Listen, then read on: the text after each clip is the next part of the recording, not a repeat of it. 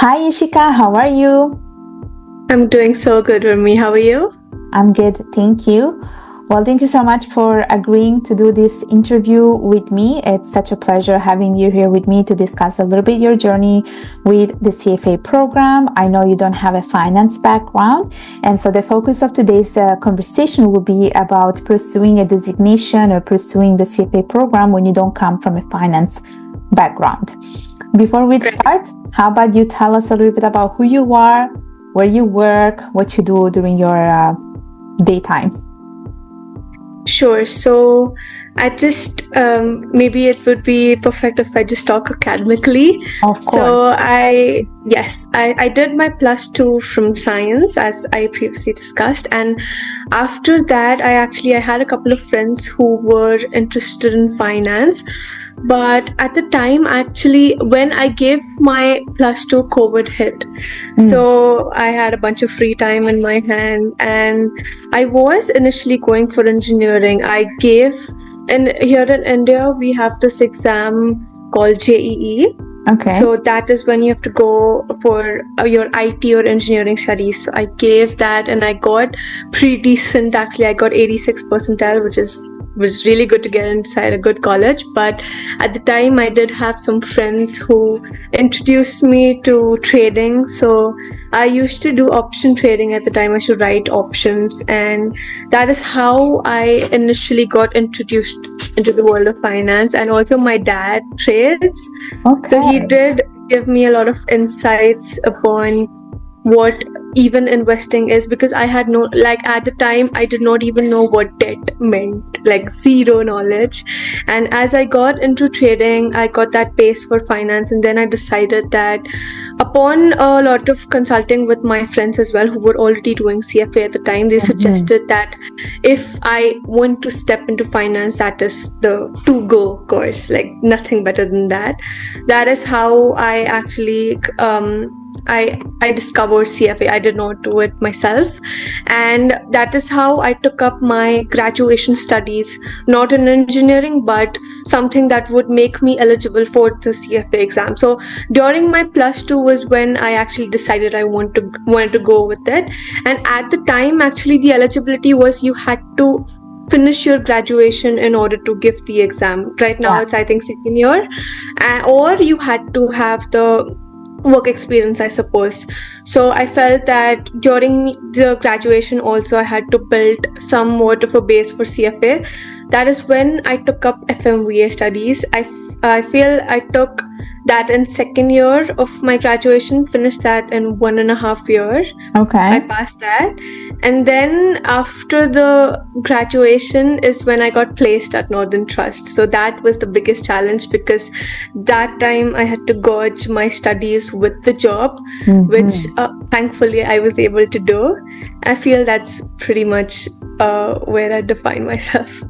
So right now, in which level are you studying for, and which level have you completed? I've completed the CFA Level 1. I just got my result last month, and now I'd be appearing for Level 2. Okay, and when are you writing Level 2? I was thinking I actually have want to give it time, because with CFA Level 1, I thought I sort of rushed. So probably next August. Okay. So here is my first question for you, after you gave us this very good introduction about yourself, which is, how did you balance, studying for the CFA Level 1 while also working full time? And if you can share with us specific strategies or, study schedule that you have used that really worked for you. Right. So initially it was one havoc, actually, because I'd say the work that I was doing took up 12 hours of my day. The actual work timings were, the hours that I covered were just 9 hours, but the travel was what took the extra 3 hours. So I felt that the most of my day just went with that. But with the studies, I felt over time, initially it was very difficult for me, but with time I understood that people should emphasize on consistency more than intensity. I feel that on the last moment, if you cram and you take up studies, like there are some people who take up the syllabus just a month or two before the exam. Nothing wrong with that. It's worked for a lot of people who I know personally as well. But I think for me, the best approach for this exam would just be consistent. Even if you're giving 2 to 3 hours a day, which is what I did, it's completely fine. At least the quality should be maintained, and I suggest, some people enjoy studying at night. I was a morning person and it fit well with my work timings as well. So I used to wake up around 6 or 7. I used to study till 10, and then I used to be off of work. And then I used to come back at 11:30ish. And at the time as well, you have to have a sanity of your mind. So I do not devote that time for studying. I just used to chill. I used to just go with my hobbies. I love sketching. I love music. Music in the sense, I love to play the piano and I sing. Oh my God, that's so nice. Yeah, and like a bunch of hobbies actually. I used to paint. I used to like just jam with my dad. He is also like a big music head. He knows like a bunch of music instruments. So we just used to jam after my job, or the classic phone. That is what I did until bedtime. Up until the last 2 or 3 months of the exam, though, that is when I felt I had to use that time as well. So yeah, 2 to 3 hours every day for, I guess, 10 months. And then I had taken like a leave from my job for a 2-week leave. That was a period where the advice that I gave just now would have helped me, because I was studying for 15 to 16 hours like straight. And those 2 weeks were so bad because I had not touched questions. And for anyone who has to give CFA, they know the practice and questions is one aspect that you have to go through thoroughly, and I did not do that. I was just sticking to my notes and lectures and all of that. So I feel that you have to be consistent while maintaining quality throughout your study term. That's the advice I would give. Yeah, that's a very good advice actually, like especially when you're saying it's better to be consistent and to study with intensity, especially because you took those 2 weeks of leave and just studied, studying for 15 to 16 hours. It can lead you to a burnout and it can lead you to exhaustion. And I do like that you have learned from it, which is, it's better to be consistent rather than just studying at the last minute with a high intensity. So I think that's a very good tip.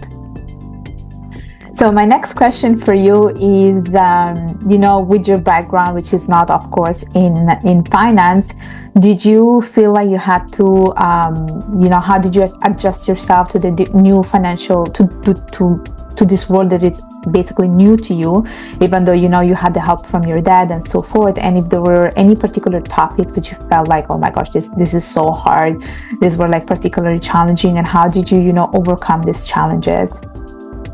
Yeah, so particularly when I just start off, when I did take up the idea even to take up finance, which was in +2, and then I was just pushed into graduation. And the school I went to, the professors just thought that the students are coming in with the background of commerce. Like the +2 students, they were just thinking all of them did commerce, and that was a major subject that they had, which was accounts. And I had zero idea. So even it was COVID at the time, so nobody actually took it seriously. So I would say my graduation just went with zero knowledge of accounts. Like it was just Tom, Dick and Harry for me. And later as well, I think with CFA, what helped me was my prep provider is SSCI actually. And what they provide is these building block classes.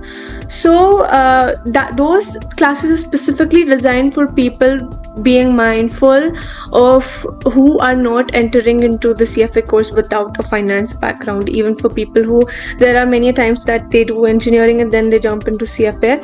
So Right. those actually helped a bunch for me. I gave almost a month or two for those classes, and that actually built a base.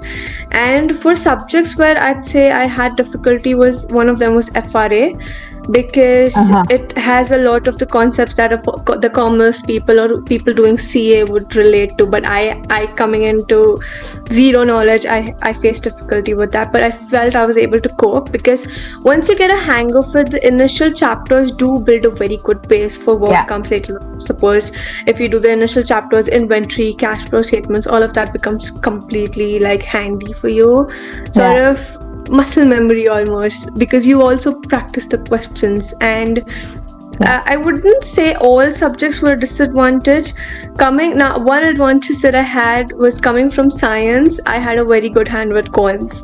I was going to say we had all of that. was Exactly. easier, So probability was like child's play for me, and all of the other hypotheses as well. We did not have like really depths of subjects, but we did have a good base. So I felt I did not find that much difficulty with that.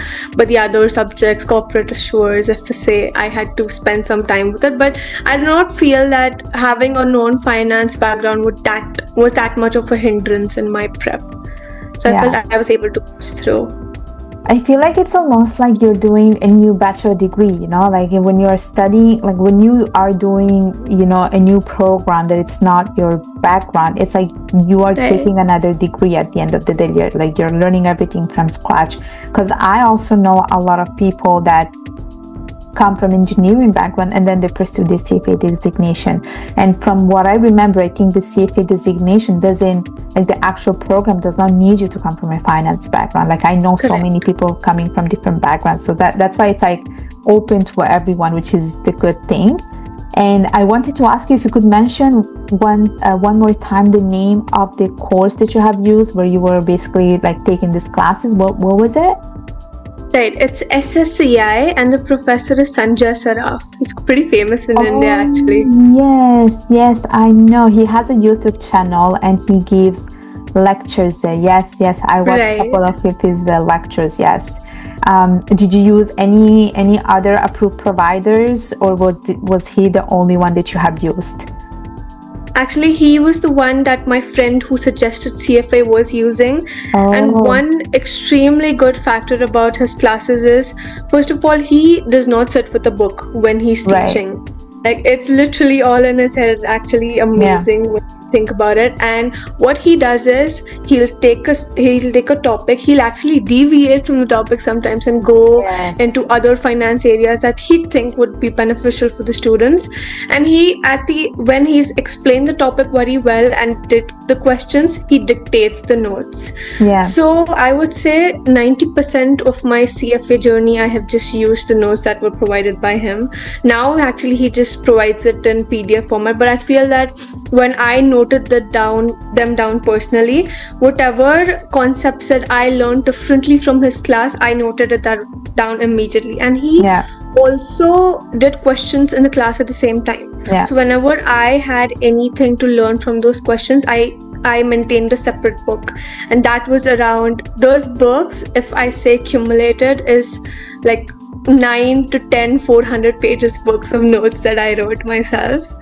So I feel I did not feel the need to refer to any other material other than that. I did go through the CFA Institute material, because that is just exaggerated to another length. Anything you don't find in your personal notes or anywhere else, that it's mentioned over there. So I feel that's what I used. So did you go to the actual class? Like, it was like an in-person lecture? No. It was virtual. Yeah, so I'm based in Pune, and he used to take those classes in Kolkata. So these classes are from 2019 that I was doing, and he has these pre-recorded lectures. That is what worked so well, because I took the direct to home classes, and I had the comfort of my home, and I used to just play the lectures whenever feasible to me. So that was another plus for the prep. Gotcha. Okay, sounds good. So my other question is more related to your work experience. And I wanted to know, if you have used so far, because now you work in finance or not? Because my understanding was yes, but I just want to confirm that you work in the financial sector. I did, yes. I am working still. Okay. Were you able to use any of the materials that you have, or any of those theory that you have learned in the CFA Level 1 program? Were you able to use them or apply them in your real life work experience or not? Definitely. So with CFA, there were a lot of topics, like right now DCF was cancelled, but at the time we had MWROR. So in the work process that I do, which is of audit and reconciliation, primarily audit, we literally have a report based on that. All of the theoretical terms and aspects that I learned in CFA, I think I was able to apply a bunch of them on a technical and operational perspective with my work, and I did have a hand in some of the terms that not many people were firstly aware of, but as I had a background of CFA, I was able to understand and apply them better. So absolutely, it did help me. Nice. That's very good. We always want to be able to apply whatever we learn at school in the real life. So now we're pretty much approaching the end of this interview, and I want you to share probably one advice to people that want to pursue the CFA program. They want to do, let's say they want to start with the CFA Level 1 exam, and they don't come exactly from a background that it's not finance related. What would be your advice to these people? Alright, so one advice that which was given to me initially was there is this standard that the Indian education says that you have to mug up stuff, you have to learn everything word to word, which is what our schooling did to us. We just had a couple of questions, the answers, we were tested upon how well we could remember and mug up stuff. But one thing about the CFA Institute is, apart from the formulas even, you cannot be mugging up stuff. You have to actually go into the depths of the concepts and understand it to be able to answer the questions, because I have seen the way the institute twists the questions, and you actually have to have a very well understanding of the topic to be able to actually get what they're even testing. So I feel that is one thing that you have to enter this course accepting that there is no learning here. For example, the people who are doing chartered accountant, it's another course. There's a lot of learning and mugging up here, and the people do link the two a lot of times, but it's quite different. So I feel that is one thing you should enter the course if you're thinking about. And if you have a non-finance background, it actually does not matter. Just build a base, choose a provider. I suggest taking some classes or coaching, because I feel if you just step into it without having a background, and then if you just pick up Schweizer any day, you're not going to understand anything. So I feel go ahead.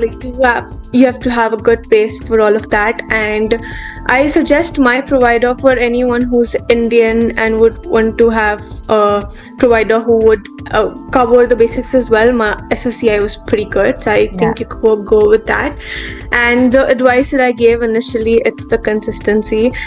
Even if you are used to a study method which would be 15 to 16 hours straight or a month before the exam, I do not think it would work for this one.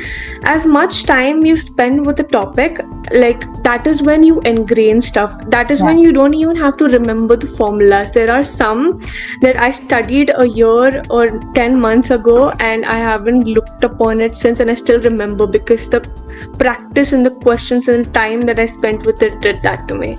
And that is what would help you in the exam as well. So I feel that is the best advice.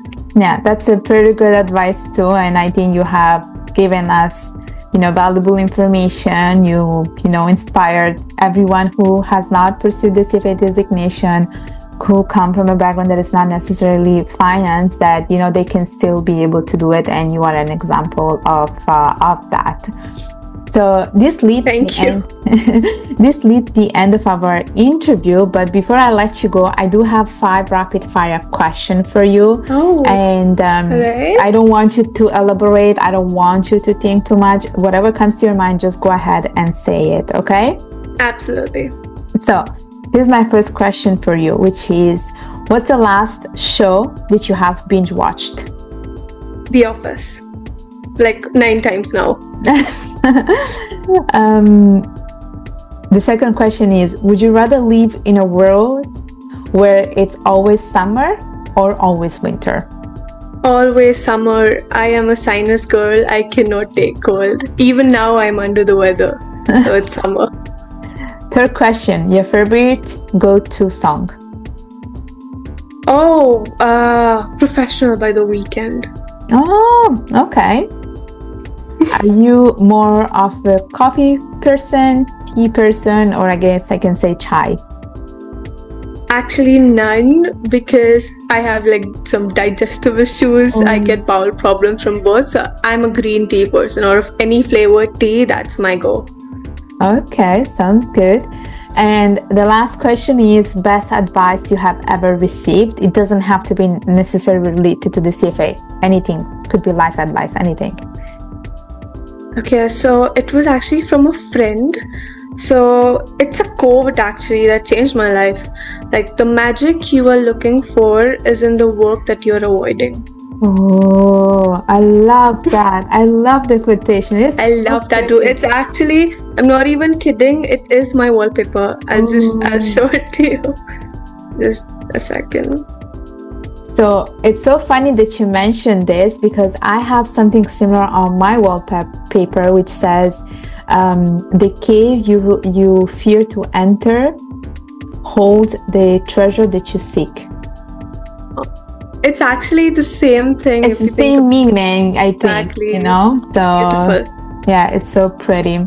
So I might change that to my wallpaper now. So Ishika, thank you so much for coming to my channel today. Before we go, do you want to tell us how people can connect with you? Of course. So I'm not much of a social person, but I think my LinkedIn is banging. So you can reach out to me on LinkedIn. My name is Ishika Gupta, FMVA. If you look that up, I think I'm the only one with that title. So you could easily find me. All right. Well, thank you again, Ishika. It was such a pleasure having you with me today. Thank you. Yes, pleasure's all mine. Thank you so much.